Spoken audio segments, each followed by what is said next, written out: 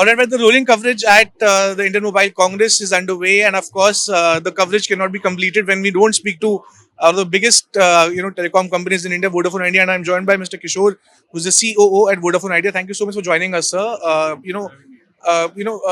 big start today to the IMC. Prime Minister himself talking about how the network penetration in India has happened and how India has evolved into a mass internet usage country. What are your key takeaways as a major sectoral player in the country? What do you feel the Prime Minister was trying to say, and what's your message altogether? Thanks for having me here. And first of all, I think this is a great occasion for us for IMC. This is the 8th edition of IMC, and ITU WTSA coming together is an absolutely phenomenal thing to happen. This is the first time in the Asia that WTSA has come. I think coming to the Prime Minister, I think we are all driven by his agenda of digital India and what he spoke about of the penetration of getting the connectivity and more so the secure connectivity. I think is absolutely of paramount importance, and we are all working towards that. IMC is a great platform to kind of looking at all the technologies coming together, all the technology players coming together, and the scale and the innovation is absolutely phenomenal, and it is actually getting bigger and bigger every year. And so, if I might talk about IMC, I mean, what does Vodafone Idea has at the IMC, and what technologies or what accelerations and efforts are you showing at IMC? So this time when we are looking at IMC, we have some real good use cases, which is absolutely cutting edge technology. So right from the health sector, how do we really, so when technology is put to use for the general mass at large is when actually proliferation of the technology happens. So if you see our use case of a health sector where in a very remote location you can actually check the health is one use case. We have also got an IoT use case, which is a very good one, where we have displayed the mining, how the manufacturing and the industry 4.0 kind of really takes shape. So IoT, and the other one is the gaming zone. How do we kind of get the 5G, and in the gaming zone as well. And then there is this Dwarka Darshan, which we are doing, which is a immersive technology. So we've tried putting a little bit of an all-round thing of saying that, how do I build the AI, the 5G, the technology, IoT, all of that put together and put it to the use of not only a consumer, but also the SME part of the business, because that's a large part. And you see here, ready for next, where we have, and you also heard Mr. Birla talk about it in the morning of how 1.6 lakh medium and small enterprises have benefited from that till now. Right, and also, Mr. Birla was also mentioning in the morning about how the fundraise has eventually put the company on track and has actually stabilized what was going on. So, I want to know your views as a COO, how things have improved and what lies the future, sir. No, so as a CEO, I couldn't have asked for more. So we've kind of had a phenomenal run on the FPO, which is now a public knowledge. You also would know that we have placed the order for all the equipments between Nokia, Ericsson, and Samsung. And we expect the rollout very soon. In few weeks, you'll see us rolling out, and we are very excited across the nation because we have been really waiting for this. And as we have always been saying, that in the limited resources that we had, our share of gross addition has always been more than the share of market share that we have, which essentially means that our field force are really working overtime, and they're all very excited to kind of encash this great opportunity that has been given to us.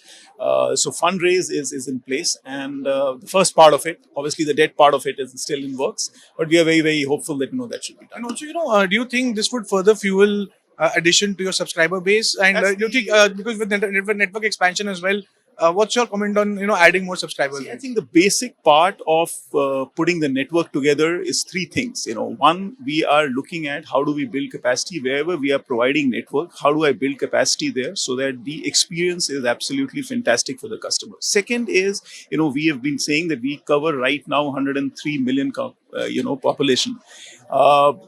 Which we need to move from 103 crore to 120 crore, and that's where the whole coverage expansion really happens, and that's where we are wanting to invest the second. And then third part is how do I build the community of interest, because if every city in India is now expanded, and we have not been investing for some years now. So that's the third large pillar for us to kind of go and invest there.